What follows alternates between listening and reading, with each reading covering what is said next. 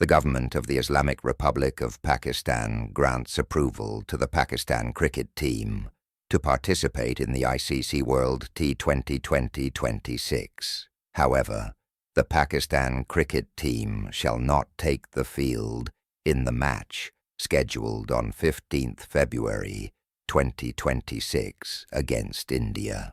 Welcome to The Explainer, where we break down the biggest stories, slide by slide, to get you right to the heart of what's happening. Okay, let's just dive right in, because the cricket world has been absolutely rocked by this announcement from the government of Pakistan. They've confirmed they are going to play in the T20 World Cup, but, and this is a huge but, they're boycotting their biggest match against arch-rivals and the host nation, India. So the news dropped on February 3rd, 2026. After weeks of will they, won't they, Pakistan finally made it official. Yes, the team is going to the tournament, but no, they will not be taking the field for that massive game against India on February 15th. They're just going to forfeit. And you got to understand, this isn't just some decision from the cricket board. No way. This came from the top after a high-level meeting with the Prime Minister. We're talking about a state-level directive here. So it all begs the question, why on earth would they do this? Why take such a radical step? Okay, so what's the official story here? You'd think it's all about India, right? Well, that's where this gets really interesting. The official justification Pakistan gave, it actually has nothing to do with India. It's about another team entirely. Right, so they're pointing to Bangladesh. The official statement says this is all being done to express complete solidarity with the Bangladesh Cricket Board. They claim Bangladesh was unfairly kicked out of the tournament, and they're basically saying you can't mistreat a member of the council like that. So, this boycott is framed as a matter of principle. But, as you can probably guess, there's a lot more to it than that. The whole Bangladesh solidarity thing, that's just the official line. Think of it as the tip of the iceberg. This decision is really the boiling point, the culmination of years of frustration that people following the sport have seen coming. We're talking about the politicization of cricket, a total breakdown of sportsmanship. The list goes on. So, to really get what's going on, you have to rewind the clock a bit. This didn't just happen overnight. The relationship between these two cricket boards hasn't just been tense, it's been in a total freefall for a while now. And you can see it right here, just how things have gotten worse and worse. I mean, it really kicked off with that 2023 Asia Cup. India flat out refused to play in Pakistan, which forced this messy, controversial hybrid model. It was a logistical nightmare. Then you had these on-field incidents that analysts were literally calling a joke.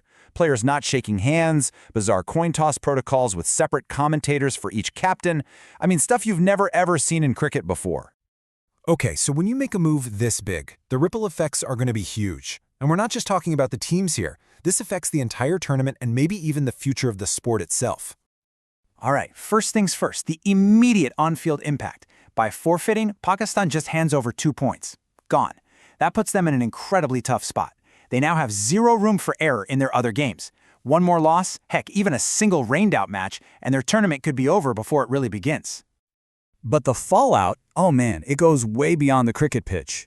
The India-Pakistan game? That's the cash cow. That's the golden goose of any tournament. It brings in millions. So, when the broadcasters got this news, well, as one pundit put it, their sleep will be gone. This is a massive hit to their bottom line, and it throws the whole integrity of the tournament into question. And all of this really gets to the heart of the problem, the core accusation that's driving this entire standoff. It's this growing belief that the ICC, the sport's global governing body, isn't neutral anymore. In fact, the Pakistani side has thrown out a really stinging allegation that the ICC has basically become the Indian Cricket Council. And if you're wondering why they'd say that, well, it all comes down to one staggering statistic. According to the analysts in our source material, India brings in somewhere between 70 to 80% of the ICC's total money. 70 to 80%. That kind of financial muscle, they argue, gives India massive leverage and creates this perceived bias that has finally pushed things past the breaking point. So what started as one team boycotting one match has just exploded. We're now talking about fundamental questions of power, money, and fairness in a massive global sport. Yeah, this is about way more than just 2 forfeited points. Look, you can't just call this a political fight. It's way more complicated.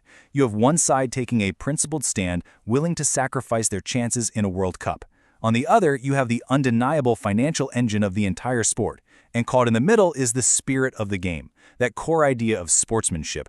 All of this puts a giant spotlight on the ICC, pressuring them to prove they're a neutral leader for all their members, not just the richest one.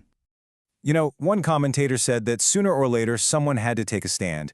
But this whole mess leaves all of us, the fans, the players, the people in charge, with a really tough question to think about. When a sport gets this big, and the politics and the money get this tangled up, who's the one that really pays the price?